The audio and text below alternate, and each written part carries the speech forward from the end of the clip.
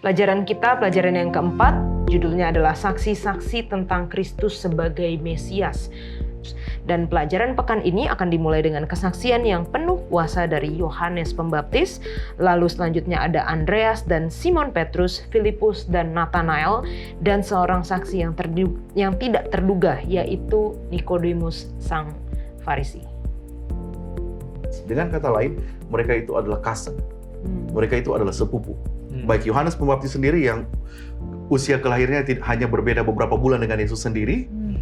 Yohanes kekasih yang menulis Injil ini dengan Yakobus saudaranya, dan Yesus itu sendiri dari garis keturunan mamanya. Jadi mereka sudah tahu siapa Yesus itu sendiri. Ketika Yohanes mengatakan, lihatlah anak domba Allah yang menghapus dosa umat manusia.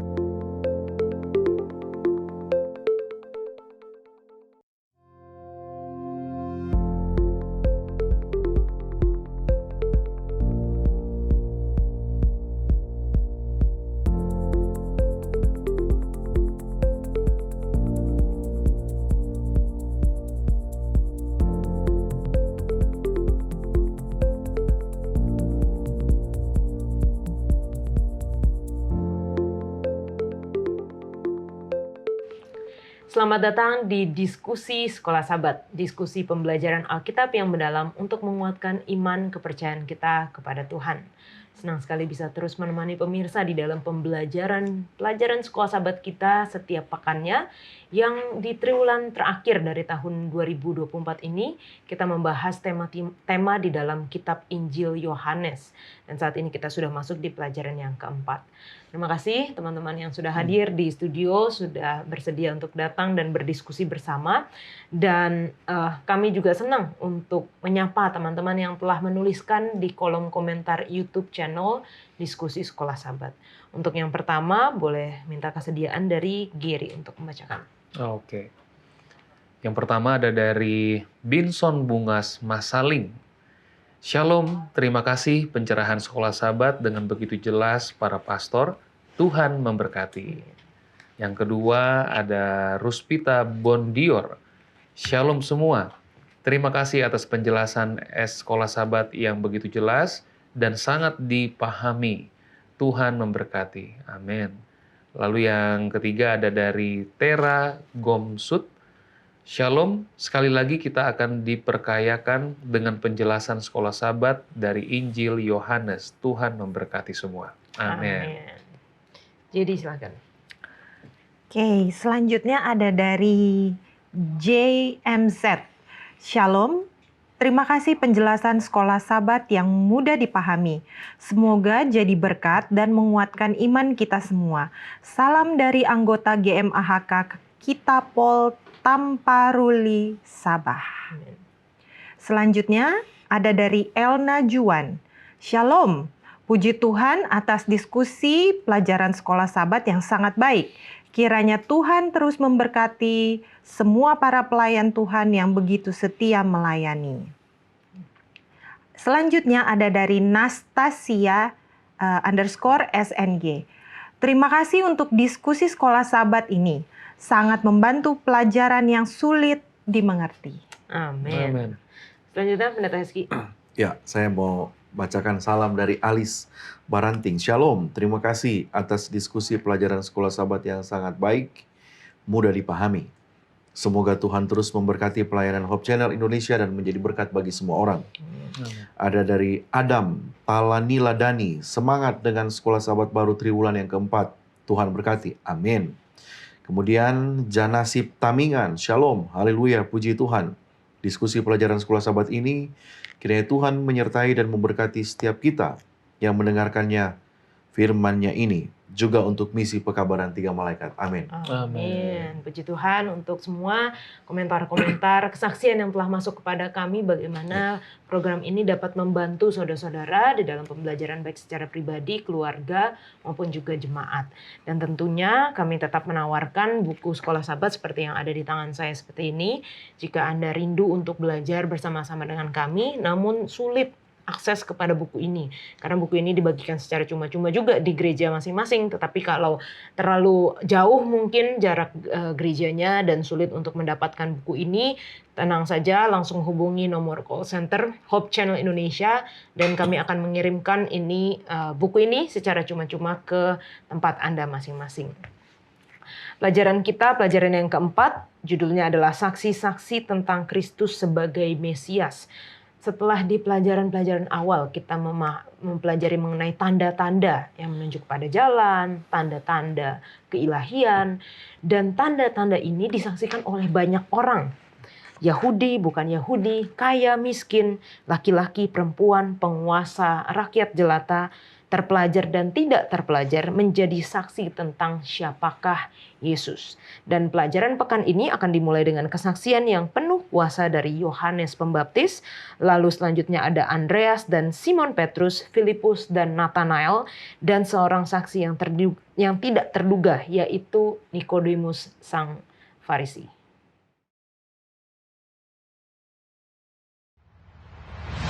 Injil Yohanes adalah salah satu dari 4 Injil dalam Perjanjian Baru yang memiliki keunikan tersendiri dalam menyampaikan pesan dan narasinya. Seperti halnya seluruh kitab suci, Injil ini datang atas kehendak Allah, bukan atas kehendak umat manusia. Ditulis oleh Rasul Yohanes, murid Yesus yang digunakan oleh Roh Kudus untuk menyampaikan banyak tema penting. Firman atau logos, terang, roti, air, Roh Kudus, kesatuan, mujizat-mujizat, kesaksian, dan nubuat. Tema-tema ini sangat meneguhkan dan menerangi satu sama lain di seluruh Injil. Berbeda dengan Injil Sinoptik yang lebih banyak berfokus pada peristiwa-peristiwa dalam kehidupan Yesus. Injil Yohanes seringkali memusatkan perhatian pada percakapan pribadi antara Yesus dengan hanya 1 atau 2 orang, seperti Nathanael, Nikodemus, wanita di sumur, orang lumpuh di kolam Bethesda, orang buta sejak lahir, Lazarus dan saudara perempuannya, Pilatus, Petrus, atau Thomas. Injil Yohanes akan membawa kita kembali kepada kehidupan dan pelayanan Yesus Kristus yang dengan mengenalnya adalah hidup kekal. Dengan fokus pada identitas ilahi, Yesus Sang Mesias, Tuhan dan Juru Selamat, dan kita akan melihat makna yang lebih dalam tentang tema-tema dalam Injil Yohanes.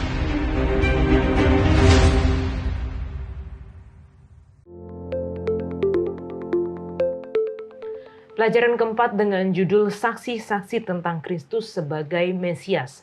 Ayat hafalannya terdapat di dalam Yohanes 3 ayat 3.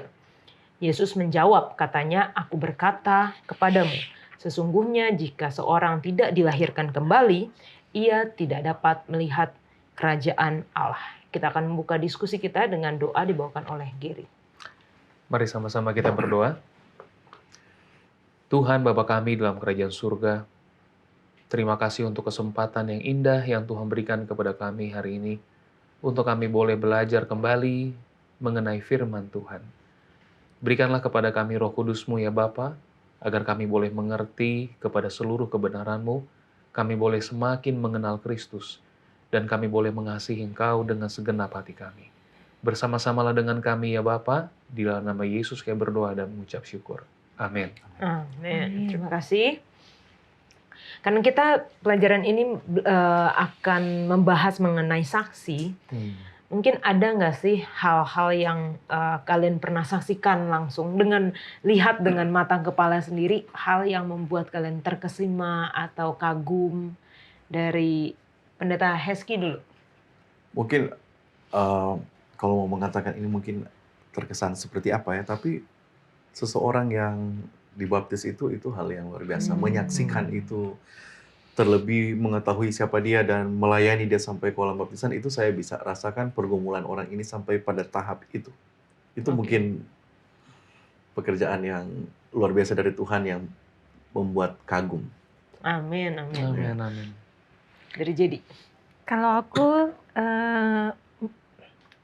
Tuhan izinkan ada beberapa waktu yang lalu itu pergi ke negara tetangga, ke Singapura.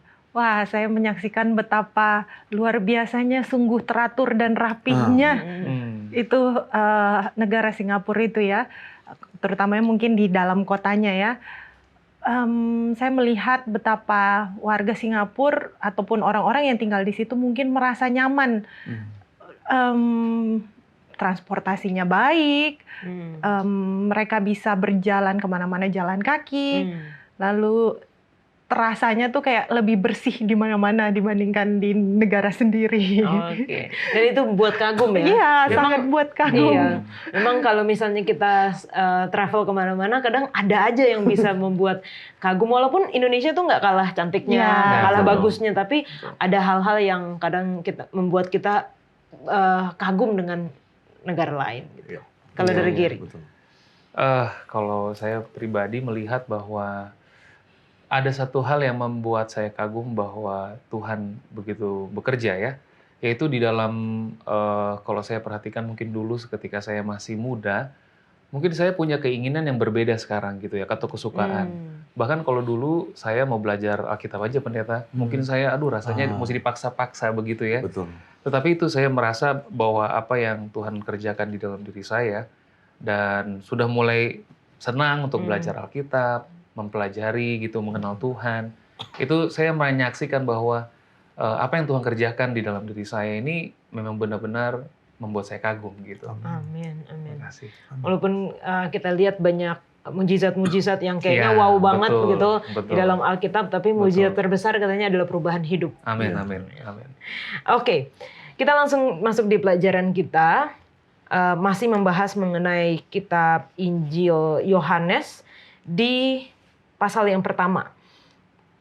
Bagian yang kedua, ketika dari ayat 19, kesaksian Yohanes tentang dirinya sendiri. Jadi kita pada saat ini akan melihat bagaimana Yohanes, bukan Yohanes yang menulis kitab Injil Yohanes ini ya, tetapi Yohanes Pembaptis. Di sini dikatakan,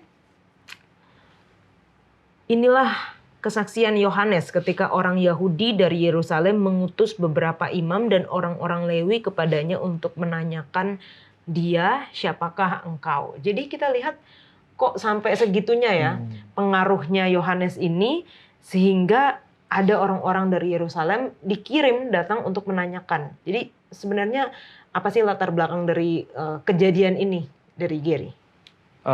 Iya, ini kalau kita boleh lihat, ini sangat menarik sekali ya. Kenapa? Karena kalau dibayangkan sebenarnya Yohanes ini kan mungkin orang yang tidak secara status sosial gitu pendeta ya. Mungkin dia tidak sama seperti orang-orang yang status sosialnya bagus begitu ya.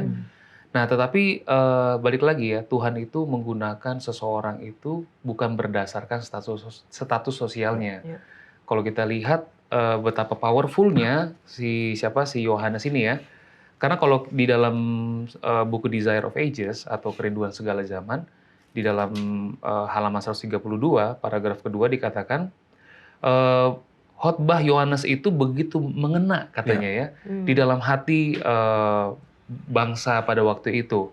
Nah, lalu dikatakan karena khotbahnya dia, dan lalu juga dari cara hidupnya si Yohanes ini, begitu sederhana dan begitu cocok dengan apa yang disampaikan, sehingga itu yang mengena ke dalam hatinya mereka. Dan efek daripada pekabaran daripada Yohanes ini, dan apa yang sudah dilakukan oleh Yohanes, dan itu menghasilkan yang namanya kebangunan yang besar pada waktu itu. Nah, jadi karena kebangunan itu begitu besar, dan dari sisi orang-orang atau imam-imam ini, mereka agak khawatir. Ya, agak khawatir kenapa? Nanti kalau misalnya mereka bertumbuh dengan begitu besar, nah kalau di dalam buku Desire of Ages dikatakan mereka takut sekali terhadap posisinya, ya posisinya ini bisa digantikan. Nah jadi mereka berusaha sekarang datang kepada si Yohanes mau cari tahu gitu kan, kira-kira apa sih sebenarnya yang terjadi di sini gitu ya, dan bagaimana caranya nanti mereka bisa mempertahankan atau mengembalikan posisi mereka sebagai seorang imam atau orang yang terpandang di bangsa pada waktu itu. Oke. Dan bagaimana setelah itu Yohanes menjelaskan tentang dirinya? Apa jawaban dari Yohanes ketika ditanya, siapakah engkau? Jadi bisa kita lihat kalau di dalam buku Matius ya, buku Matius 3, di dalam ayatnya yang ketiga. Sesungguhnya dialah yang dimaksudkan Nabi Yesaya ketika ia berkata, ya Yohanes sendiri yang berkata, ada suara orang yang berseru-seru di padang gurun. Persiapkanlah jalan untuk Tuhan, luruskanlah jalan baginya. Jadi memang Yohanes ini dipakai oleh Tuhan untuk mempersiapkan jalan sebelum Yesus datang. Oke. Pendeta Heski. Ya, orang-orang pada zaman itu kan mereka punya ekspektasi yang tinggi ya. Betul. Bahwa akan muncul pelepas Ya. mereka dari kekuasaan bangsa asing yang menawan mereka. Mereka beranggapan akan muncul Mesias, baik dia Mesias ataupun imam yang akan menjadi imam besar. Itu pemikiran mereka terhadap Yohanes Pembaptis. Makanya mereka utus orang-orang untuk mengkonfirmasi hal itu. Tapi Yohanes pun mengatakan ya, saya bukan Mesias. Memang tadi yang Gary katakan itu benar. Dia punya power di dalam khotbahnya. Jadi sebelum Yesus datang, dia sudah membuka. Jadi istilahnya dia penyapu jalan. Dan apa pelajaran yang saya lihat di sini? Menjelang Yesus datang di dunia kita zaman sekarang ini, impresi orang itu bukan lebih kepada sekedar tanda, mujizat, tetapi pada kebaran. Orang bisa datang kepada Yesus itu lebih daripada sekedar ada great signs yang akan diberikan kepada dia, tapi jangan lupa pekabarannya. Pekabaran sama seperti Yohanes Pembaptis. Apa pekabarannya? Bertobatlah. Kerajaan surga sudah dekat. Ada orang yang lihat tanda-tanda ajaib dalam diri dari Tuhan, tapi tidak mengalami pertobatan. Itu juga tidak mencapai tujuan dari tanda itu. Sebenarnya tanda itu diberikan untuk membuat orang itu lebih dekat kepada Tuhan, meninggalkan kehidupannya yang lama. Betul. Inilah dia berani. Lukas pasal 3 ayat 1 sampai 15 itu dengan jelas menceritakan siapa itu Yohanes Pembaptis. Dia nggak ragu-ragu, kabarnya jelas, clear dan loud ya. Bertobat. Betul. Bahkan dia katakan kepada orang-orang, kamu ini seperti kumpulan orang-orang yang tidak benar. Dia berani mengatakan sesuatu yang salah. Saya ingat ada kutipan yang mengatakan yang dibutuhkan dunia sekarang adalah orang yang berani mengatakan dosa itu adalah dosa dengan namanya yang sebenarnya, yang selalu merujuk ke mana kompas diarahkan, yang nggak bisa disetir, nggak bisa diarahkan. Itulah kuasa dari Yohanes Pembaptis. Walaupun tadi Gary katakan orang tidak melihat dia karena dia punya kehebatan secara material, tetapi kuasa dari yang membuat hebat itu karena dia memiliki kuasa di dalam perkataannya. Baik, pendeta. Dan tadi sudah dibacakan oleh JD juga, kita bisa lihat di Yohanes 1 juga ayat 23. Ketika Yohanes ditanya siapa dia langsung mengatakan bahwa aku bukan Mesias. Lalu orang-orang itu kembali lagi bertanya, kalau begitu siapa engkau? Elia? Bukan. Nabi yang akan datang? Bukan. Siapakah engkau? Sebab kami harus memberi jawab kepada mereka yang mengutus kami. Apa katamu tentang dirimu sendiri? Dan jawabannya adalah yang sudah dibacakan oleh Jadi tadi. Akulah suara orang yang berseru-seru di padang gurun, luruskanlah jalan Tuhan. Seperti yang dikatakan Nabi Yesaya. Ini kita bisa lihat referensinya di dalam Yesaya 40 ya, ayat 1-5. Gary mungkin bisa berikan penjelasan. Ya, ini menarik. Jadi ketika saya melihat jawaban atau respon daripada Yohanes ini, ternyata tidak gampang untuk merespon seperti ini, pendeta. Betul. Ya, kenapa? Karena saya membayangkan pada waktu Yohanes itu memulai untuk pekerjaan atau pelayanannya ini, begitu banyak orang yang pasti akan menyanjung dia, pendeta. Betul. Ya kan? Dan ketika dia ditanya, jangan-jangan kamu Mesias ini kan? Nah, tetapi ini adalah satu bentuk kerendahan hati daripada Yohanes itu, mengatakan bahwa bukan saya Mesiasnya, gitu. Saya cuma hanya apa? Ya tadi yang sudah disampaikan, dia hanya adalah pembuka jalan, gitu ya. Dan apa yang saya dapat dari sini? Kenapa begitu powerful pekerjaan atau pelayanan daripada Yohanes? Karena memang kuasa itu dicurahkan kepada Yohanes oleh karena satu yang saya dapat, yaitu oleh karena dia membawakan pekabaran ini dengan kerendahan hati. Kira-kira seperti itu. Oke. Pendeta Heski ada penjelasan? Yohanes mengatakan dalam ayat 23 ini kan sesuatu hal yang kembali mengatakan siapa dia. Orang-orang ini, pesuruh-pesuruh ini yang disuruh oleh pemimpin-pemimpin agama, tentu mereka sama dengan kita ketika kita diutus untuk mencari informasi. Betul. Kita nggak mau pulang dengan tangan kosong dong. Paling tidak ada sesuatu yang harus kita ceritakan kepada orang yang mengutus. Makanya mereka kejar. Disinilah hebatnya Yohanes Pembaptis. Orang yang sudah dipakai oleh Roh, dia tahu apa yang harus dia jawab. Gantinya dia menceritakan siapa dia, apa yang dia ceritakan? Yang dia ceritakan adalah misinya. Dia menjawab untuk apa dia datang sini. Dia mengalihkan perhatian mereka daripada dirinya sendiri kepada untuk apa dia lakukan. Kan itu kutipan dari Yesaya pasal 40 ya. Ayat 1-5 lebih khusus pada ayatnya yang ketiga, ialah suara yang. Jadi ketika dia menceritakan bukan dirinya, dia menceritakan tentang untuk apa dia ada, tiba-tiba kita jadi ditampar. Gantinya kita menceritakan siapa kita harus ceritakan untuk apa kita ada. Itulah manusia. Gantinya menceritakan kehebatan apa yang dia lakukan, kenapa kamu dicari begitu banyak orang. Yohanes Pembaptis dengan sederhana dia bilang, saya datang untuk menceritakan untuk apa saya datang. Dan kita tahu dia ini adalah the last one dari garis terakhir dari prophetic line. Di dalam Matius pasal 11, mungkin kita bisa baca Matius pasal 11. Yola kalau sudah dapat ayat 13 sampai 14. 13 sampai yang ke 14. Matius pasal 11. Sebab semua nabi dan kitab Taurat bernubuat hingga tampilnya Yohanes. Dan jika kamu mau menerimanya, ialah Elia yang akan datang itu. Ya, dialah Elia yang akan datang itu. Jadi dia mau merujuk kepada kan pekabaran itu dari sebelum-sebelumnya sampai kepada Yohanes Pembaptis yang merupakan setelah itu tidak ada lagi pekabaran tentang Yesus sampai Yesus datang di dalam bentuk fisiknya, di dalam bentuk manusianya. Jadi kita nggak usah menonjolkan siapa kita, tapi misi kita lah itu siapa, untuk apa. Amin. Itu Yohanes Pembaptis. Oke. Dan ini menjadi satu pelajaran yang penting bagi kita ya di zaman ini.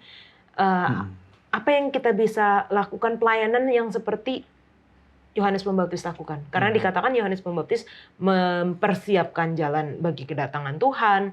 Dan kita juga orang-orang yang mengaku Kristen, yang mengaku menanti kedatangan Tuhan, harusnya juga melakukan hal yang sama dengan Yohanes Pembaptis. Kalau dari JD, kira-kira apa pelajarannya? Aku mau nambahin sedikit yang tadi tentang Yesaya 40 ini. Ini ada, kalau bagi aku satu hal yang menarik nanti berhubungan dengan pertanyaan yang sekarang. Itu dibilang katanya luruskan di ayat yang ketiga, yang bagian B, luruskanlah di padang belantara jalan raya bagi Allah kita. Lalu di ayat yang keempat, setiap lembah harus ditutup dan setiap gunung dan bukit harus diratakan. Tanah yang berbukit-bukit harus menjadi tanah yang rata dan tanah yang berlekuk-lekuk menjadi dataran. Nah, saya pernah baca di satu buku. Jadi ketika satu raja ini mau pergi ke suatu tempat, sebelum dia pergi ke tempat itu, sebelum dia datang ke tempat itu harus ada utusan yang pergi ke tempat itu untuk survei. Jadi kalau misalnya di jalan, ada ini begini, di jalanan ini ada misalnya batu-batu yang ini bahkan akan berbahaya untuk si raja, mereka dulu yang ratakan. Lalu kalau ada lubang, mereka dulu yang timbun dulu lubang itu, supaya tadi dikatakan bahwa itu akan menjadi jalan raya.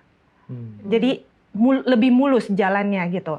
Jadi kalau aku ngerasa kayak banyak sekarang mungkin dari kita, Yohanes Pembaptis dulu. Yohanes Pembaptis itu tahu benar posisinya dia di mana. Dialah orang yang suruhan duluan itu untuk meratakan jalan supaya nanti pas raja lewat itu lebih smooth, lebih apa bahasa Indonesianya? Lebih halus, lebih enak gitu dijalaninnya. Nah, Yohanes itu sangat tahu pekerjaannya dia apa. Saya secara pribadi dapat pelajaran dari sini. Bagaimana dengan aplikasinya di kita sekarang? Bagaimana melayani seperti Yohanes? Jangan takut untuk kalau mau menjadi hamba. Amin. Banyak yang mau hanya di posisi bagian terlihat di depan, atau mungkin banyak yang mau menjadi pembicara terkenal, atau yang lain sebagainya. Walaupun Yohanes juga adalah seorang pembicara, tapi dia tahu partnya dia adalah dia hamba. Dia adalah bisa melakukan pekerjaan-pekerjaan yang bahkan orang lain mungkin pada zaman itu nggak populer, Yes. ya kan? Dia itu secara pakai bajunya aja sederhana, lalu habis itu makanannya sangat simple, nggak seperti yang lain. Jadi part-part di situ Yohanes sangat tahu gitu loh apa yang dia sedang lakukan. Nah kalau kita sekarang ini pelajarannya buat secara saya pribadi, jangan takut untuk bisa menjadi hamba. Layanilah orang walaupun itu mungkin contoh kecilnya orang yang tidak ditemani sama orang lain, kita bisa menjadi teman bagi dia. Orang yang mungkin dikucilkan di society atau di masyarakat, mungkin kita bisa tanya kenapa, apa sebabnya, kita bisa jadi teman, walaupun hanya sekedar teman. Nanti ujungnya kita bisa membawakan Kristus kepada dia, itu adalah jalan selanjutnya. Kalau pertobatannya dia kepada orang lain, kepada Yesus, itu adalah urusannya Tuhan nanti. Tuhan yang mengerjakan. Giri. Iya, balik lagi untuk permasalahan Yohanes ini ya. Bagi saya memang poinnya adalah kerendahan hati itu tadi ya, yang saya sampaikan bahwa tidak gampang ketika semuanya tadinya attract kepada kita, terus ketika Mesias itu betul-betul muncul, Yesus itu ada, memang benar-benar dia dengan rendah hati, dengan sukacita, sekarang waktunya kamu untuk ke sana, gitu.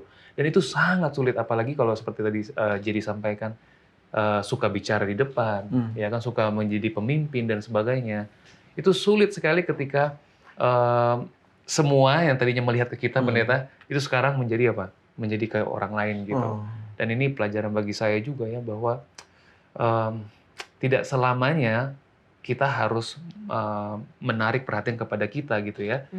Tapi balik lagi seperti Pak Pendeta bilang, ketika kita paham dan jelas posisi panggilan kita di mana, kita akan relakan itu. Ketika itu semua akan memandang nanti ujung-ujungnya kepada Raja kita Yesus Kristus gitu. Pendeta. Ya, yang membuatnya juga menarik apa yang dikatakan teman saya berdua ini, dia membawa sesuatu yang lain, Yohanes Pembaptis ini.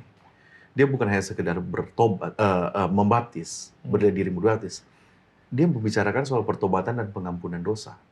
Markus pasal 1 ayat 4, itu kan bertobatlah, dirimu dibaptis, Tuhan akan mengampuni. Lukas pasal 3 ayat 3. Jadi dia membawa dimensi yang lain dari baptisan itu. Jadi baptisan gantinya bukan hanya sekedar penerimaan terhadap bergabungnya seseorang terhadap kumpulan orang percaya, tapi baptisan itu lebih ke hal yang lain, itu adalah pengampunan dosa. Inilah yang berbeda. Orang sekarang boleh kehebatan orang-orang yang menarik perhatian begitu banyak, pembicara-pembicara hebat, tetapi lihat apakah pekabarannya mengajak orang untuk pengampunan dosa, untuk bertobat. Sekarang begitu banyak populer pembicara-pembicara populer untuk memenuhi keinginan para pendengar, tidak ada intensi untuk memanggil orang kepada pertobatan. Roh Elia tidak ada pada orang-orang seperti itu. Hanya untuk memenuhi, Paulus katakan juga di akhir zaman akan begitu banyak orang hanya untuk memenuhi telinga mereka, kepuasan telinga mereka. Ini yang membuat Yohanes Pembaptis berbeda. Amin. Thank you Pendeta.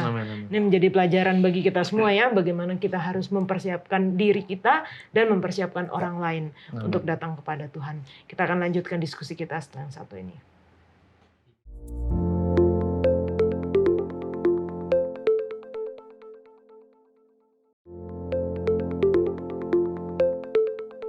Yohanes 1 ayat 29. Pada keesokan harinya, Yohanes melihat Yesus datang kepadanya dan ia berkata, "Lihatlah anak domba Allah yang menghapus dosa dunia."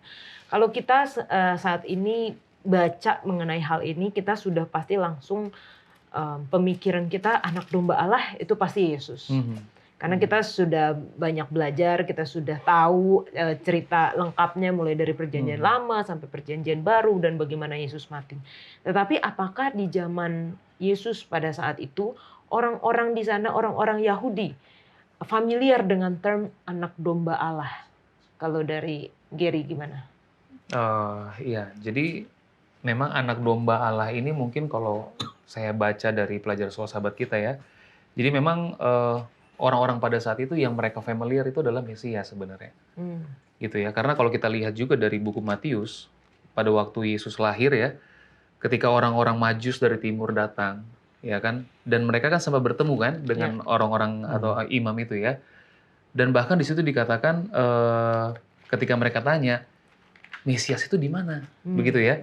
Nah di dalam Matius ayat yang kedua, Matius 2 ayat yang kelima dikatakan, ini respon daripada imam-imam kepada orang Majus itu. Dikatakan mereka berkata kepadanya, di Bethlehem di tanah Yudea, karena demikian ada tertulis dalam kitab Nabi.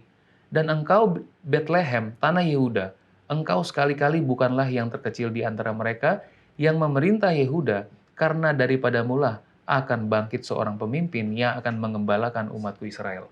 Nah ini menarik. Dari ayat yang kelima dan keenam ini sebenarnya adalah respon mereka ketika mereka ditanya tentang Mesias. Jadi dengan kata lain, ketika mereka ditanya familiarnya apa? Ya memang mereka sementara menantikan Mesias itu. Tetapi seperti tadi Pak Pendeta sudah sampaikan, bayangan mereka tentang Mesias itu hanyalah sebagai seorang pemimpin yang akan mengeluarkan mereka daripada apa? Penjajahan Roma ini gitu. Tetapi yang mau diangkat oleh Tuhan melalui hambanya Yohanes ini, bahwa kamu jangan fokus di situ aja, bahwa ada yang lebih daripada apa? Membawa kamu keluar dari Roma ini, yaitu apa?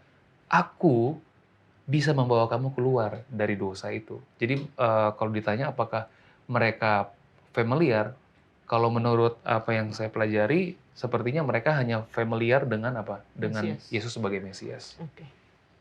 Jadi Kalau dari sini, dari buku Yohanes 1 ayatnya yang ke-31, Yohanes menjelaskan tentang Yesus kan.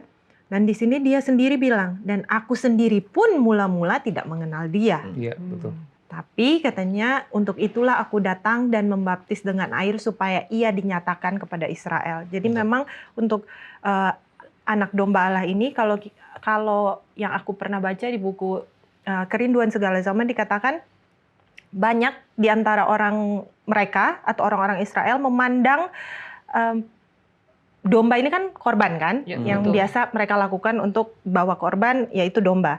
Nah, banyak di antara mereka dikatakan di buku itu memandang persembahan korban seperti halnya orang kafir memandang korban-korban mereka hanya sebagai gift atau pemberian yang dengannya mereka sendiri dapat menenangkan Tuhan. Jadi maksudnya, kalau orang kafir itu takut dewanya marah, jadi Kasih mereka sesuatu.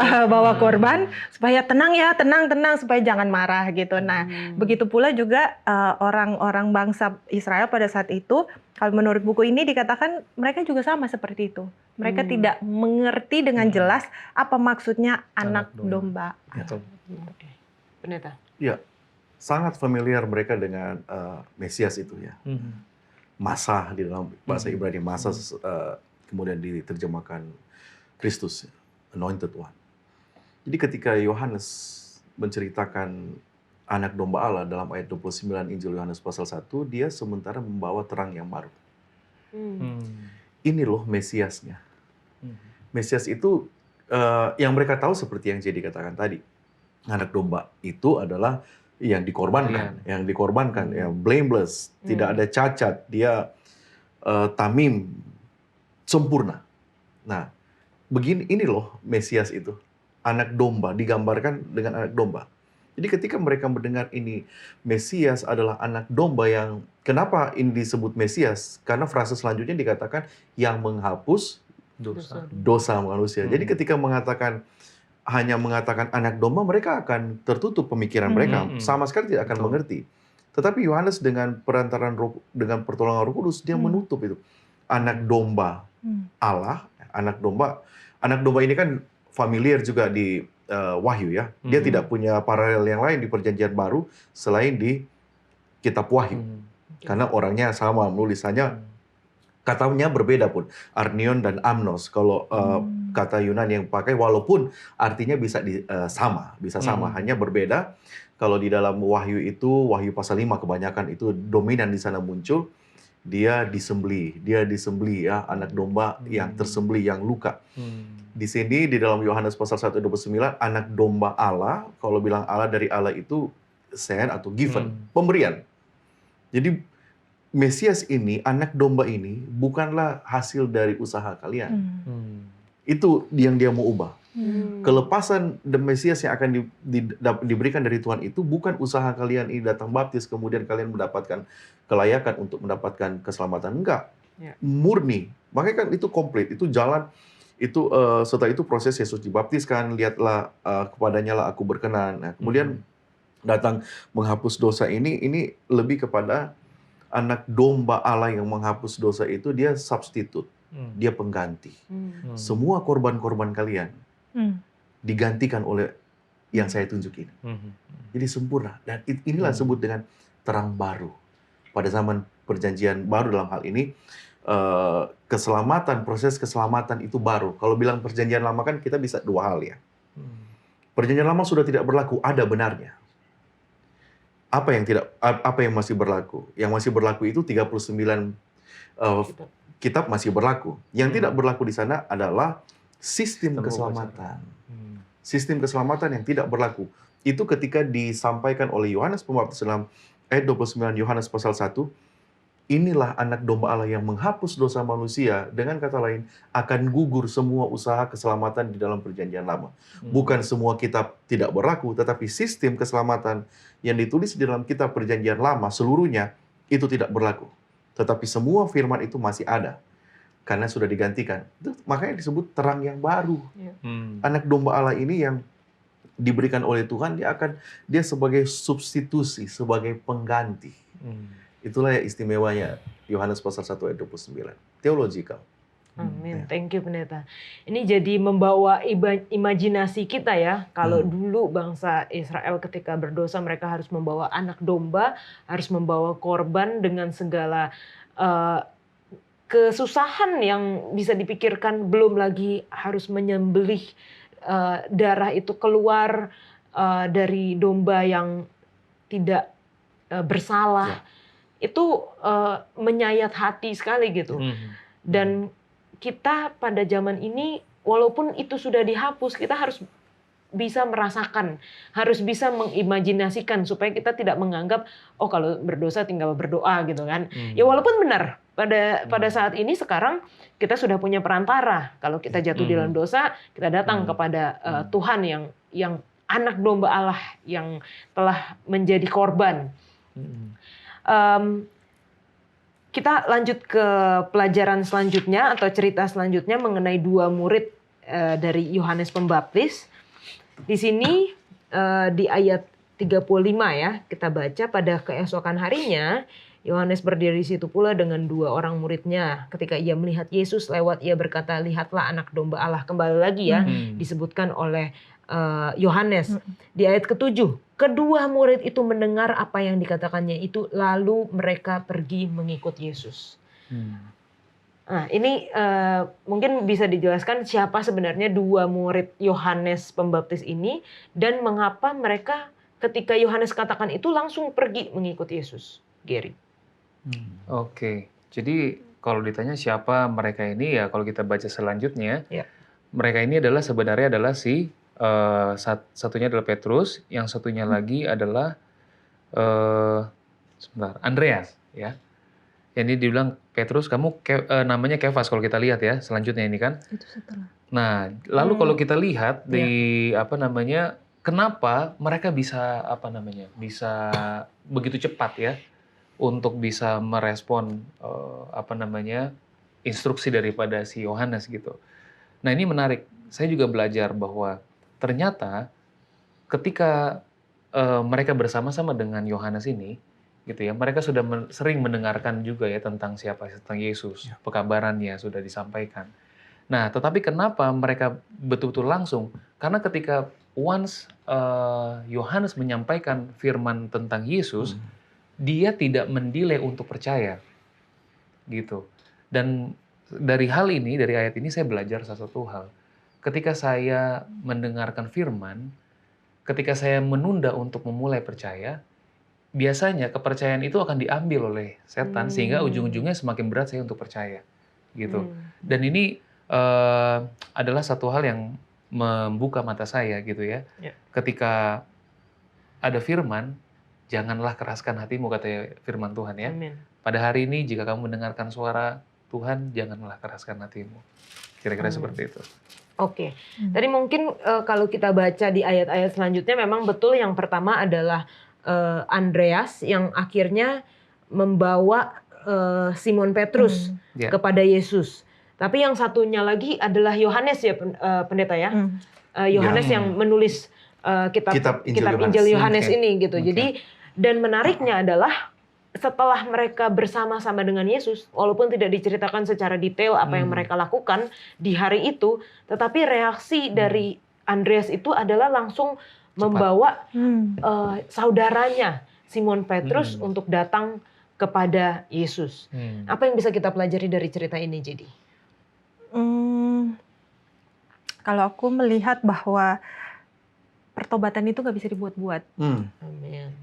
Karena kalau kita hanya bilang, oh ya saya bertobat, saya mau bertobat dan lain, cuma hanya di mulut, itu emang mungkin orang oke gitu bisa lihat. Tapi Tuhan sendiri tahu dan itu dari tindakan kita sendiri bisa tercermin. Boleh kita baca di dalam Matius 5 ayat 16 terlebih dahulu. Matius 5 ayat 16 dikatakan di situ. Demikianlah hendaknya terangmu bercahaya di depan orang, supaya mereka melihat perbuatanmu yang baik dan memuliakan Bapamu yang di surga. Itu Tuhan mau bilang bahwa kita harus menjadi terang. Nah, terang ini didapatkan kalau biasanya kita, apa sih sumber terang itu biasanya?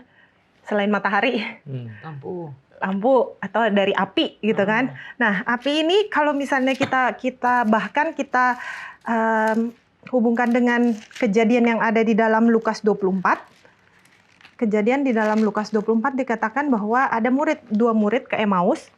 Mereka sedih, bahkan pas Yesus datang mereka nggak tahu kalau itu Yesus. Sampai akhirnya Yesus memberitahukan kepada mereka dan mata mereka terbuka. Lalu yang menarik adalah di ayat yang ke-31 dan 32. Ketika itu terbukalah mata mereka dan mereka pun mengenal dia, tetapi ia lenyap dari tengah-tengah mereka. Kata mereka seorang kepada yang lain, bukankah hati kita berkobar-kobar ketika ia berbicara dengan kita di tengah jalan dan ketika ia menerangkan kitab suci kepada kita? Jadi kalau terjemahan bahasa Inggrisnya berkobar-kobar itu adalah heartburn, jadi kayak hatinya itu terbakar, bersemangat gitu kan. Nah di dalam Yeremia 20 pun, boleh kita cepat baca, Yeremia 20 ayatnya yang ke-9. Itu dikatakan,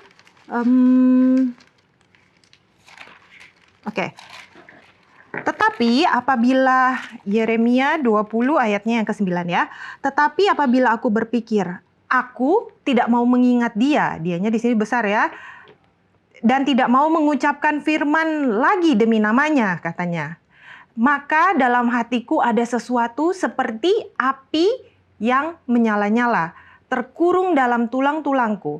Aku berlelah-lelah untuk menahannya, tetapi aku tidak sanggup. Jadi maksudnya ketika pertobatan itu mau dibuat-buat, itu nggak bisa. Karena katanya di sini di dalam Yeremia ini dibilang aku nggak sanggup menahannya. Sama seperti siapa tadi? Andreas ya, yang ketika dia sudah ketemu Yesus, wah dia rindu sekali, dia berkobar-kobar untuk mau bawa orang lain untuk datang kepada Yesus juga. Karena memang dia nggak sanggup katanya untuk menahannya, karena di dalam dirinya itu udah ada api yang berkobar-kobar. Pendeta ada tambahan sedikit? Ya, mereka tidak ada pengetahuan ya. Dua murid Yohanes Pembaptis ini nggak ada pengetahuan. Makanya mereka langsung, ayat 37, mereka langsung mengikuti Yesus. Kita tahu ya, mereka Andreas dan Yohanes kekasih yang menulis Injil ini. Karena di dalam pelajaran sekolah sahabat kita mengatakan hal itu juga ya. Sekiranya Yohanes dari buku Alfa Omega, sekiranya Yohanes dan Andreas mempunyai roh imam-imam dan penghulu-penghulu yang tidak mau percaya, maka sudah tentu mereka tidak menjadi pelajar di kaki Yesus. Akhirnya tidak menjadi mateteis yang mau diajar menjadi murid. Jadi murid yang tidak disebut ini ya itu adalah Yohanes kekasih sendiri, dan memang dia seringkali menyembunyikan identitasnya di dalam penulisan buku. Dia menulis murid yang Yesus kasihi, murid yang dikasihi, dia menutup. Tapi ada keterangan yang lain, dia kan saudaranya Yakobus ya, anak Zebedeus. Di dalam keterangan misalnya saya cepat saja Matius pasal 27, saya baca ayatnya yang ke-56. Matius 27 ayat 56. Di antara mereka terdapat Maria Magdalena, ini ketika Yesus mati, Maria ibu Yakobus dan Yusuf, dan ibu anak-anak Zebedeus. Berarti pada saat Yesus mati di kayu salib, ada ibunya Yakobus dan Yohanes, yaitu istri dari Zebedeus. Dengan kata lain, ada juga mengatakan Salome namanya, karena di Injil yang lain mengatakan dia itu Salome namanya. Ya. Namanya Salome, itu ada hubungan kekeluargaan dengan Maria ibu Yesus dan Elizabeth ibu dari Yohanes Pembaptis. Dengan kata lain, mereka itu adalah cousin. Mereka itu adalah sepupu. Baik Yohanes Pembaptis sendiri yang usia kelahirnya hanya berbeda beberapa bulan dengan Yesus sendiri. Yohanes kekasih yang menulis Injil ini dengan Yakobus, saudaranya, dan Yesus itu sendiri dari garis keturunan mamanya. Jadi mereka sudah tahu siapa Yesus itu sendiri. Ketika Yohanes mengatakan, lihatlah anak domba Allah yang menghapus dosa umat manusia. Jadi ada relasi yang sangat dekat di antara mereka. Oke. Baik, terima kasih Pak Pendeta. Teman-teman jangan kemana-mana karena kita akan lanjutkan setelah yang satu ini.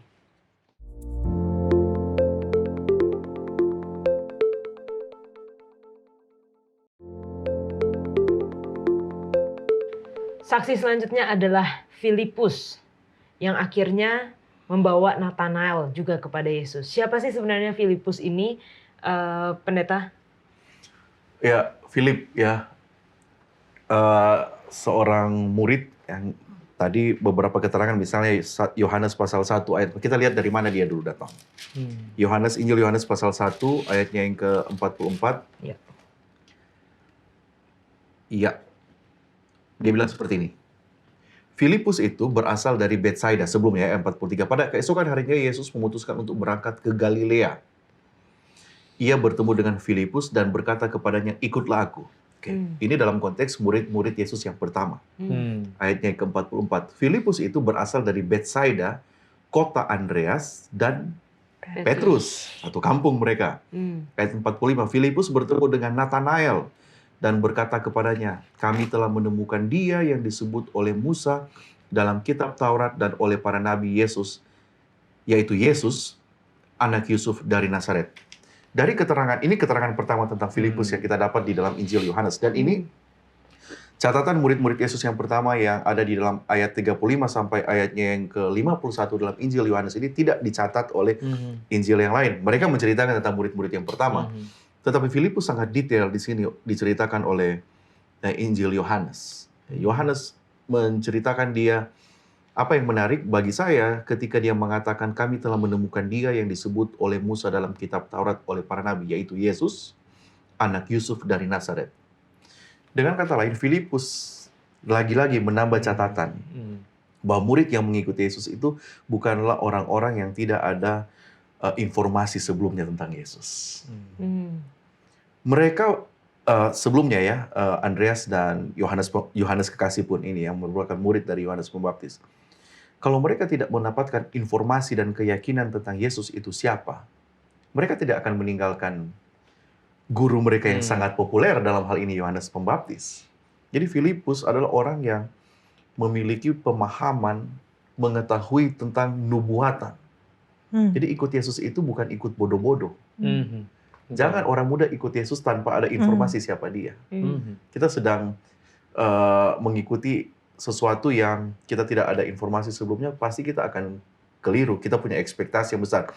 Tapi kalau kita sudah tahu Yesus itu siapa, kemudian Filipus itu menjadi tokoh yang populer. Bahkan ketika di ruang atas di Yerusalem, Kisah pasal 1 ayat 13, Filipus salah satu orang dari 11 murid yang ada di sana. Dia juga yang membuat catatan ketika 5.000 orang tidak ada makanan, Yesus harus memberi makan. Dia juga yang menceritakan Yohanes pasal 6 ayat 7 kan, dia bilang uang berapapun ini nggak cukup untuk memberi makan mereka. Jadi itulah Filipus yang dicatat di dalam Injil Yohanes. Baik, terima kasih penjelasannya Pendeta. menariknya tadi yang tadi sudah dibacakan oleh pendeta dikatakan Yesus anak Yusuf dari Nazaret. Dan Nathanael responnya adalah mungkinkah sesuatu yang baik datang dari Nazaret. Jadi sudah ada kayak prasangka terlebih dahulu ya dari Nathanael ketika diperkenalkan kami sudah menemukan dia tapi dia datang dari Nazaret. Loh, kok datangnya dari Nazaret gitu. Dan yang saya suka adalah Filipus, kata Filipus kepadanya, mari dan lihatlah. Jadi kalau pelajaran sekolah sahabat kita juga menekankan bahwa jangan kita membalas prasangka itu dengan kita debat atau kita menjawab dengan yang kita pikirkan, tapi ajak aja, mari dan lihatlah sendiri gitu, kayak experience yourself gitu, alami sendiri hubunganmu dengan Tuhan. Dan buku pelajaran sekolah sahabat kita menuliskan bahwa persahabatannya dengan Filipus, jadi memang sudah ada hubungan antara Filipus dan Nathanael lebih kuat daripada prasangkanya, dan hidupnya akan berubah sejak saat itu. Mungkin ada penjelasan lain atau pendapat lain mengenai Filipus dan Nathanael dari Gary ataupun dari JD sebelum kita masuk di pelajaran yang selanjutnya. Soalnya masih ada nih satu lagi seorang saksi, Gary. Iya, kalau aku sih sederhana ya, melihat pelajaran daripada Filipus dan Nathanael ya. Kalau dilihat satu pelajaran yang aku dapat adalah ternyata memang bukan perkataan kita yang bisa yang bisa mengconvert seseorang untuk datang kepada Yesus, gitu ya.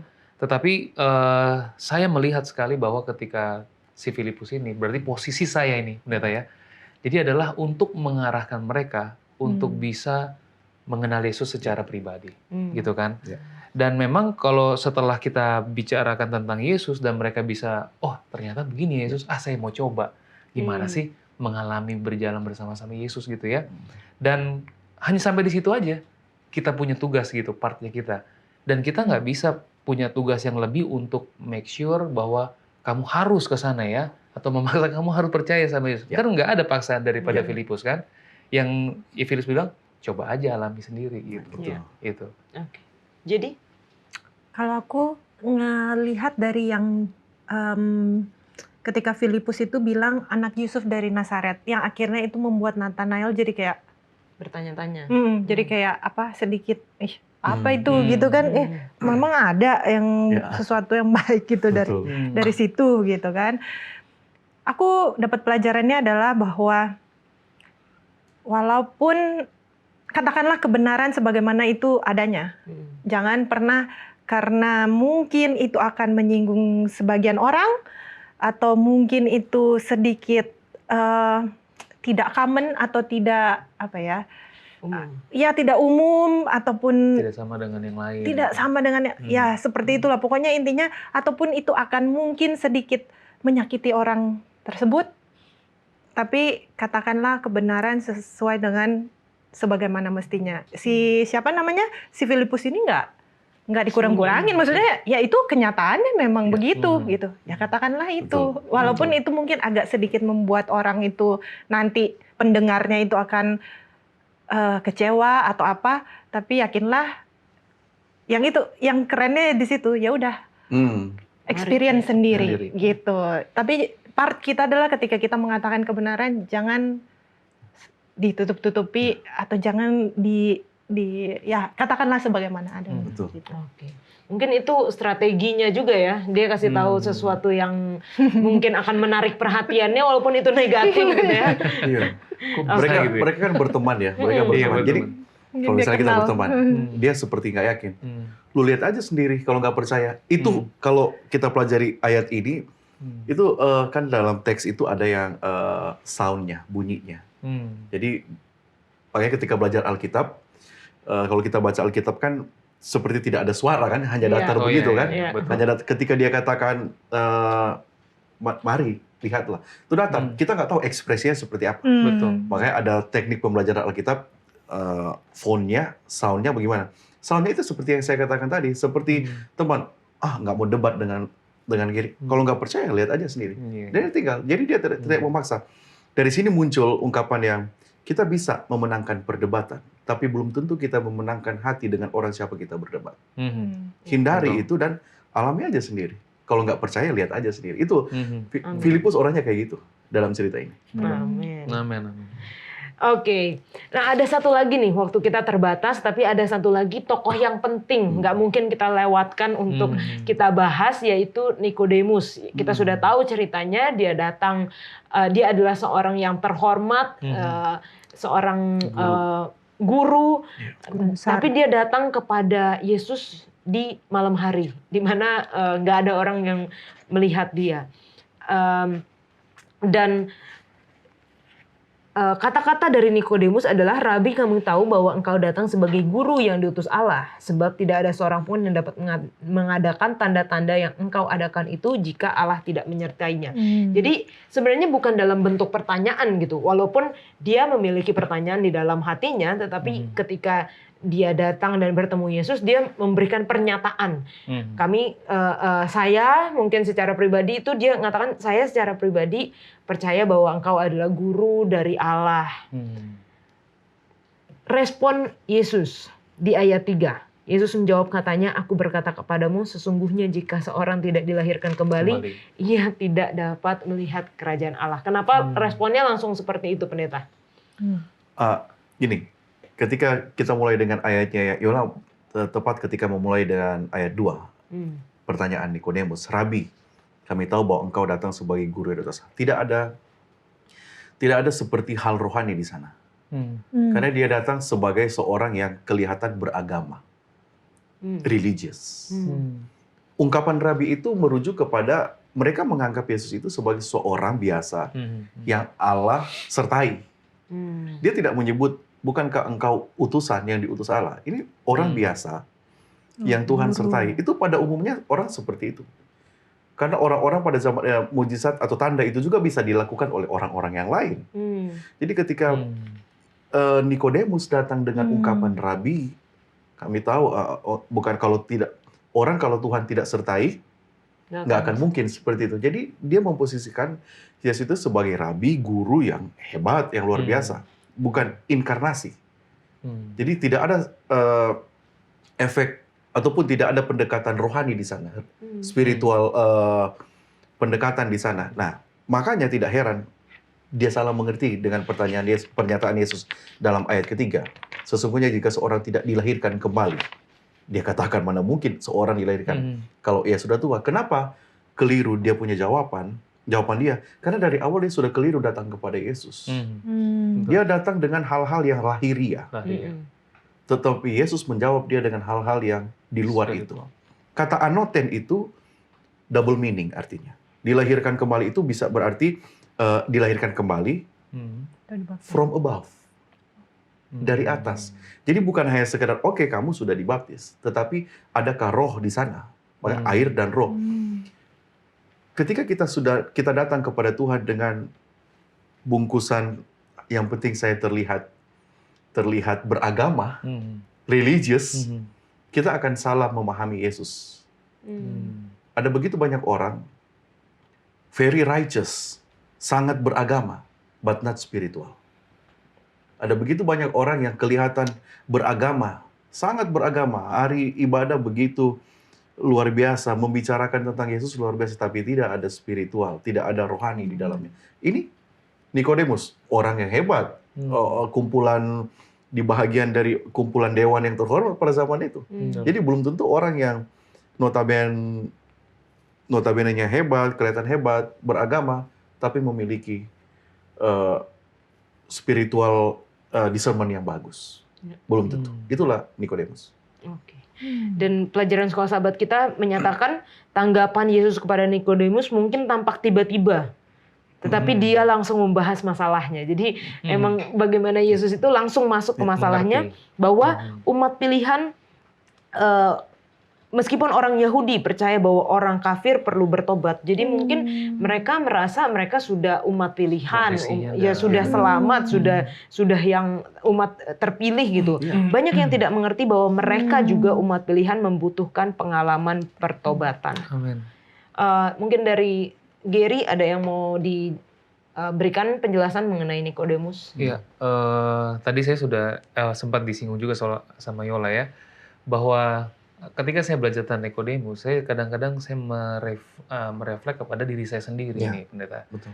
Ketika saya belajar firman Tuhan, ketika saya mendapatkan sesuatu terang yang baru, terus saya mengajarkan kepada orang lain, saya seperti punya semangat untuk membawa orang kepada pertobatan. Tetapi ketika saya yang diputar posisinya, ketika saya yang disuruh bertobat, saya itu sangat sulit untuk bertobat gitu. Kenapa? Karena saya merasa, saya yang mengajar kan, gitu. Harusnya ya saya nggak perlu lagi bertobat begitu. Seperti tadi pendeta sampaikan juga, bahwa ketika dikatakan bahwa rabi, sebenarnya mereka ini adalah gambaran daripada pikiran daripada imam-imam semua, bahwa Yesus itu cuma sama seperti kita. Betul. Gitu loh. Makanya ketika dia bilang, loh kok orang yang sama seperti saya bisa mengampuni dosa gitu kan. Nah ini jadi saya merasa bahwa diri saya ini ketika meskipun saya mungkin orang melihat saya ini adalah orang yang rohani atau segala macam, tetapi pelajaran ini mengingatkan saya bahwa siapapun saya perlu mengalami pertobatan sejati itu Amin. setiap hari. Amin.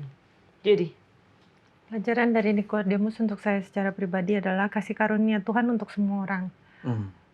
Apakah itu orang yang memang berdosa, kelihatan berdosa sekali di masyarakat, ataupun terlihat seperti untuk kasih karunia itu juga untuk orang yang mungkin bagi masyarakat itu kelihatan tinggi dan baik, sangat suci dan lain sebagainya. Tapi tetap kasih karunia Tuhan itu tidak pandang bulu untuk semua orang, untuk Nikodemus juga, untuk kita semua. Amin. Pendeta, boleh berikan kesimpulan apa yang dapat kita pelajari dari kesaksian orang-orang ini? Yohanes Pembaptis, Andreas, Petrus, Filipus, Nathanael, dan Nikodemus. Ada satu yang mungkin kita kelewatan ya, terlewat, yang merupakan jadi kesaksian tentang Yesus itu Mesias, bukan kepada pribadi, tetapi peristiwa. Yohanes membuka dengan Yesus dibaptis. Pembaptisan Yesus, lalu baptisan itu adalah satu kesaksian bahwa Yesus itu adalah Mesias. Mesias yang harus menjalankan semua aturan-aturan ataupun yang dikehendaki Allah. Jadi karena di situ kadang biarlah aku yang akan dibaptis. Yohanes Pembaptis katakan seperti itu.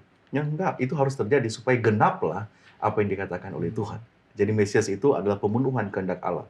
Dan yang menarik dari pelajaran ini, dari tokoh-tokoh yang sudah kita pelajari, saksi-saksi ini, Yohanes Pembaptis membuka pengajarannya dengan bertobatlah. Kerajaan Allah sudah dekat, lihatlah anak domba Allah yang menghapus dosa. Itu konsep yang baru. Ditutup oleh Nikodemus. Nikodemus ini memberikan satu pengajaran kepada kita bagaimana belajar firman Tuhan, kitab suci dengan cara yang baru. Gantinya itu sebagai satu pengetahuan, melainkan belajar firman Tuhan memberikan kepada kita kehidupan bagi jiwa. Beda itu hanya sekedar pengetahuan, kita akan masuk pada perdebatan, itu kita tidak temukan terhadap Filipus.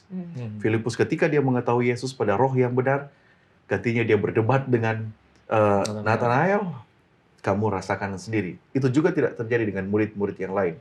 Ada begitu banyak murid yang tercatat mereka hampir menjauhkan diri di dalam perdebatan. Karena mereka sudah pergi kepada pendekatan yang sebenarnya dalam Alkitab, yaitu belajar firman Tuhan bukan hanya sekedar pengetahuan, tetapi kalau itu tidak mengubah hidup, firman Tuhan itu hambar. Amin. Terima kasih Amin. Pendeta, terima kasih Jerry dan Jadi sudah berdiskusi bersama, walaupun waktu kita sangat terbatas sekali ya, walaupun ini programnya udah panjang nih, makin lama makin panjang, tapi ternyata waktu itu masih terbatas kalau membahas firman Tuhan. Dan teman-teman kalau misalnya masih ada yang masih mau bertanya mengenai kitab Injil Yohanes, jangan ragu-ragu, langsung tuliskan di kolom komentar YouTube channel Diskusi Sekolah Sabat dan kita akan membahasnya.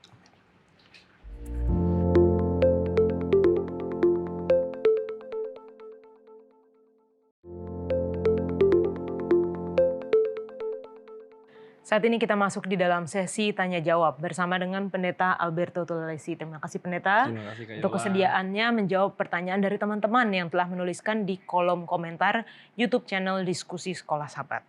Yang pertama ini Pendeta, ada dari satu orang tapi dia menanyakan 2 pertanyaan. Siap. Saya langsung bacakan aja ya Pendeta. Dari Irianto Parulian Fajar.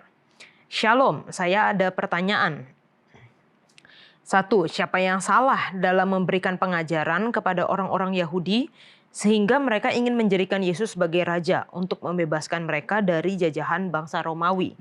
Dan yang kedua, apakah ada ketidakjujuran dari mereka yang sebenarnya mengetahui bahwa Yesus datang untuk menebus, tetapi mereka ubah sehingga orang-orang Yahudi awam ingin Yesus menjadi raja yang membebaskan mereka dari jajahan bangsa Romawi. Thanks untuk tanggapannya. Baik, Silakan, terima kasih Kak Yola. Terima kasih juga untuk Saudara Irianto Parulian Fajar. Baik, saudara-saudaraku yang kasih dalam Tuhan, para pemirsa Hope Channel Indonesia yang kita kasihi. Jadi siapa yang salah dan ini apakah ada ketidakjujuran ini terhadap pengungkapan tentang Yesus Kristus sebagai Mesias ini? Kak Yola boleh baca dulu dalam Yesaya 9 ayat 6 sampai 7. Oke. Yesaya 9. Iya. Ayat 6 sampai 7. Besar kekuasaannya. Ayat 5 sampai 7. 5 5 sampai 6 berarti. 5 sampai 6. 5 sampai 6, sorry. 5 sampai 6. Sebab seorang anak telah lahir untuk kita. Seorang putra telah diberikan untuk kita. Lambang pemerintahan ada di atas bahunya. Dan namanya disebutkan orang penasihat ajaib, Allah yang perkasa, Bapa yang kekal, Raja damai. Besar kekuasaannya dan damai sejahtera tidak akan berkesudahan di atas tahta Daud dan di dalam kerajaannya. Karena ia mendasarkan dan mengokohkannya dengan keadilan dan kebenaran dari sekarang sampai selama-lamanya. Kecemburuan Tuhan semesta alam akan melakukan hal ini. Baik, terima kasih. Jadi ini adalah salah satu nubuatan di dalam kitab suci secara khusus Perjanjian Lama yang dipelajari oleh bangsa Israel secara luar biasa, secara baik sekali, secara taat sekali mereka para pelajar Taurat, pelajar tulisan-tulisan nabi-nabi. Jadi ini nubuatan-nubuatan, ini bertaburan nubuatan tentang Mesias atau yang dijanjikan itu di dalam Perjanjian Lama. Sehingga konsepnya di sini bayangkan ya, ini di dalam Yesaya pasal 9 ayat 5 dan 6 ini dikatakan bahwa sebab seorang anak telah lahir, seorang putra diberikan, dia disebut orang penasihat ajaib, Allah yang kekal, Allah yang perkasa, Bapa yang kekal, Raja damai. Besar kekuasaannya dan damai sejahtera tidak akan berkesudahan di atas tahta Daud dan di dalam kerajaannya. Jadi konsep mereka adalah bahwa pemahaman mereka membaca nubuatan-nubuatan di dalam Perjanjian Lama secara khusus berbicara tentang kedatangan Mesias ini dia raja. Dia raja, Kak Yola. Dia raja yang akan membawa kedamaian, raja yang akan memerintah, yang akan membawa kebahagiaan bagi bangsa Israel, dan itu dari keturunan Daud. Itu sudah pasti. Nah, sehingga mereka memiliki konsep bahwa yang datang ini raja. Mereka tidak mau melihat ada juga nubuatan di dalam kitab suci, di dalam kitab Yesaya juga tentang nubuat tentang Mesias yang akan menderita. Tunas Daud juga. Coba kita baca Yesaya 53 ayat 5 dan 7 aja, Kak Yola. Saya 53 ayat 5 dan 7. Iya. Tetapi dia tertikam oleh karena pemberontakan kita. Dia diremukkan oleh karena kejahatan kita. Ganjaran yang mendatangkan keselamatan bagi kita ditimpakan kepadanya, dan oleh bilur-bilurnya kita menjadi sembuh. Ayat 7. Dia dianiaya tetapi dia membiarkan diri ditindas dan tidak membuka mulutnya, seperti anak domba yang dibawa ke pembantaian, seperti induk domba yang keluh di depan orang-orang yang menggunting bulunya, ia tidak membuka mulutnya. Ini lihat. Jadi kita lihat di sini ya, saudara-saudaraku yang kasih dalam Tuhan, ada juga nubuatan tentang tunas Daud, tentang Mesias yang menderita, yang akan menjadi, dikatakan di dalam ayat 7 ini, dikatakan bahwa dia dianiaya tetapi dia membiarkan diri ditindas dan tidak membuka mulutnya, seperti anak domba dibawa ke pembantaian, seperti induk domba yang keluh di depan orang-orang yang menggunting bulunya, ia tidak membuka mulutnya. Lalu dia, ayat yang kelima tadi, ia tertikam oleh karena pemberontakan kita, ia diremukkan oleh karena kejahatan kita, ganjaran yang mendatangkan keselamatan bagi kita ditimpakan kepadanya, dan oleh bilur-bilurnya kita menjadi sembuh. Ini adalah bagaimana nubuatan tentang pekerjaan penebusan yang dibuat oleh Yesus Kristus, yang di dalam Yohanes 1 ayat 29. Kayola boleh baca Yohanes 1 ayat 29. Pada keesokan harinya Yohanes melihat Yesus datang kepadanya dan ia berkata, "Lihatlah anak domba Allah yang menghapus dosa dunia." Iya, jadi jelas sekali bahwa Yohanes bilang bahwa lihatlah ini anak domba Allah Nah, saudara-saudaraku yang kasih dalam Tuhan, Allah telah melembagakan satu cara pekerjaan keselamatan yang Allah buat untuk manusia dapat diselamatkan. Dan menggambarkan keselamatan itu adalah bagaimana proses segala kegiatan keselamatan yang dibuat di dalam Ka'bah. Di antaranya adalah anak domba yang disembelih. Itu semua gambaran dari siapa? Dari yang akan datang, Mesias yang dijanjikan itu. Dia datang bukan hanya sebagai raja, tapi dia juga akan menjadi seorang yang akan ditikam. Di dalam Yesaya 53, saudara-saudara boleh baca itu. Dia akan bilur-bilurnya, oleh bilur-bilurnya kita menjadi sembuh. Dialah yang akan berkorban untuk kita. Dialah anak domba yang disembelih itu.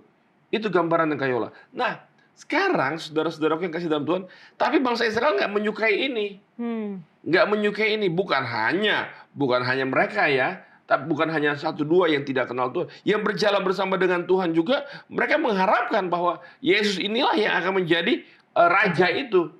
Ya, coba misalnya contoh kita lihat ya, ketika Yesus memberitahukan Nathanael siapa dia, lalu Nathanael coba boleh menjawab. Yohanes 1 ayat 49 di dalam kitab Yohanes juga.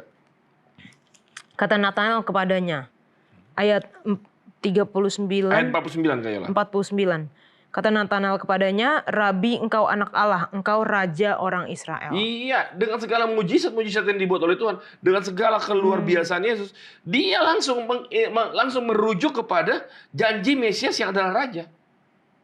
Itu yang diberitahukan. Lalu apa lagi? Mari kita lihat di dalam Yohanes 6 ayat 14 sampai 15. Yohanes 6 ayat 14 dan 15. Ini orang banyak ini. Ketika orang-orang itu melihat mujizat yang telah diadakannya, mereka berkata, dia ini adalah benar-benar nabi yang akan datang ke dalam dunia. Karena Yesus tahu bahwa mereka hendak datang dan hendak membawa dia dengan paksa untuk menjadikan dia raja, ia menyingkir pula ke gunung seorang diri. Itu dia. Orang banyak pun salah tafsir. Saya akan baca bagaimana ibunya Zebedeus, ibu daripada anak-anak Zebedeus ini datang juga sama Yesus. Saya baca Matius 20 ayat 20 sampai 21. Maka datanglah ibu anak-anak Zebedeus serta anak-anaknya itu kepada Yesus, lalu sujud di hadapannya untuk meminta kepadanya. Kata Yesus, apa yang kau hendaki? Jawabnya, berilah perintah supaya kedua anakku ini boleh duduk kelak di dalam kerajaanmu, yang seorang di sebelah kananmu dan yang seorang di sebelah kirimu. Dia juga memiliki konsep bahwa Yesus adalah menjadi raja. Mereka sangat luar biasa. Padahal Yesus sudah memberitakan berulang-ulang tentang kerajaan Allah yang dia datang dengan satu maksud ya, untuk dapat memberikan penebusan, untuk dapat dikatakan contoh ya, bila mana ketika dia dituduh oleh Pilatus dan dia diperhadapkan dalam pengadilan Pilatus. Yuk, boleh baca Yohanes 18 ayat 37 Kayola. Yohanes 18 ayat 37. Maka kata Pilatus kepadanya, jadi engkau adalah raja? Jawab Yesus, engkau mengatakan bahwa aku adalah raja. Untuk itulah aku lahir dan untuk itulah aku datang ke dalam dunia ini. Supaya aku memberi kesaksian tentang kebenaran. Setiap orang yang berasal dari kebenaran mendengarkan suaraku. Itu dia. Engkau yang bilang, kata Yesus. Ya memang dia Allah yang menjelma menjadi manusia. Ya. Jadi dia adalah anak Allah yang maha tinggi itu. Tapi dia datang sekarang dalam suatu pekerjaan penebusan untuk manusia agar dapat diselamatkan. Membawa kebenaran bagi manusia agar manusia dapat menjadi anak-anak Allah. Tapi sudah pasti Kayola bahwa dia yang anak Allah yang maha tinggi itu, dia juga berjanji dalam Yohanes 14 1-3, saya bacakan. Janganlah gelisah hatimu, percayalah kepada Allah, percayalah juga kepada aku. Di rumah Bapakku banyak tempat tinggal. Jika tidak demikian tentu aku mengatakannya kepadamu. Sebab aku pergi ke situ untuk menyediakan tempat bagimu, dan apabila aku telah pergi ke situ dan telah menyediakan tempat bagimu, aku akan datang kembali dan membawa kamu ke tempatku, supaya di tempat di mana aku berada, kamu pun berada. Gambaran-gambaran tentang kemuliaan raja yang luar biasa itu akan digenapi pastinya pada saat Yesus datang kedua kali. Dia akan datang sebagai raja di atas segala raja. Dia Altunas Daud itu. Tapi dalam kedatangan pertama dia datang untuk mati di atas kayu salib. Lalu dia akan datang kembali dengan segala kemuliaannya digambarkan di dalam perjanjian lama. Dan itulah kedatangan kedua. Nah, bangsa Israel masalahnya salah kaprah. Jangankan bangsa Israel, orang tua daripada murid-murid Yesus juga salah kaprah, salah pemandangan. Tapi kita lihat nanti setelah penyaliban mereka berubah pemandangannya. Baik, Pendeta. Setelah kebangkitan mereka baru paham maksud kedatangan Tuhan. Terima kasih Pendeta. Jadi memang ada nubuatan tentang raja, tetapi mereka salah kaprah. Dan ada nubuatan lain tentang anak domba yang tersembelih. Iya. Itu yang tidak dipikirkan ya, tidak mau difokuskan oleh orang-orang. Karena mereka sudah mengambil di dalam pikirannya ingin raja. Gitu. Karena mereka sementara dalam penjajahan. Jadi ini bisa dibilang pilih-pilih gitu ya pendeta ya. Iya. Jadi aplikasi buat kita jangan pilih-pilih Iya. firman Tuhan ya. Kita harus mempercayai seluruhnya dari firman Tuhan ini. Baik teman-teman, kalau misalnya masih punya pertanyaan seputaran dengan pelajaran kita ataupun juga dengan Injil Yohanes, silahkan tinggalkan di kolom komentar YouTube channel Diskusi Sekolah Sabat dan kita akan membahasnya. Kita kembali ke studio.